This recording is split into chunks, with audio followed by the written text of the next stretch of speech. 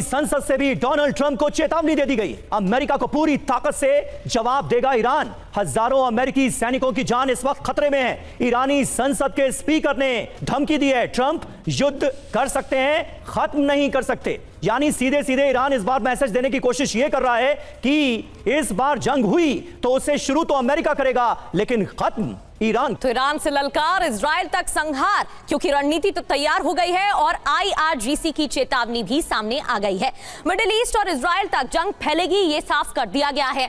अमेरिकी हमले का ईरान जवाब देगा। यूएस बेस और युद्धपोत हमारे टारगेट पर है, ये कह दिया गया है। हमें हमले का निर्णायक जवाब देने के आदेश हैं। 12 दिन के युद्ध में हमले बहुत कुछ सिखा देते हैं। मोहम्मद अकरमी निया की तरफ से, जो कि ईरानी सेना के प्रवक्ता हैं, ये धमकी दी गई है। संसद की धमकी भी सामने आई है। ट्रंप युद्ध शुरू कर सकते हैं लेकिन खत्म नहीं कर पाएंगे। ईमानदारी से चर्चा हो तो हम बातचीत को तैयार है, ये भी कहा गया। हमला हुआ तो हजारों यूएस सैनिकों की जान खतरे में पड़ेगी। जिस तरीके से हम चर्चा कर रहे थे कि जरूर देखने को मिलेगा अमेरिकी सेना को या अमेरिका को।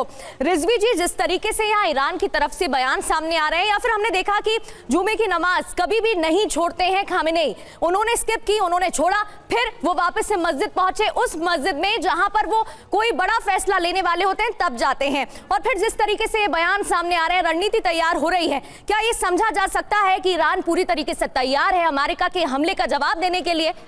बिल्कुल, ये आप सही कह रही हैं और ईरान पूरी तरह से तैयार है। ईरान इस बार, देखिए, पिछली बार जो हुआ था वो अचानक हुआ था और ईरान तैयार नहीं था। इसके बावजूद ईरान ने मुंहतोड़ जवाब दिया था। और पहली बार ऐसा हुआ था कि इजराइल के अंदर वार दाखिल हुई और इजराइल का काफ़ी कुछ जो है वो डैमेज हुआ, जो आज तक वो डैमेज कंट्रोल नहीं हो पाया।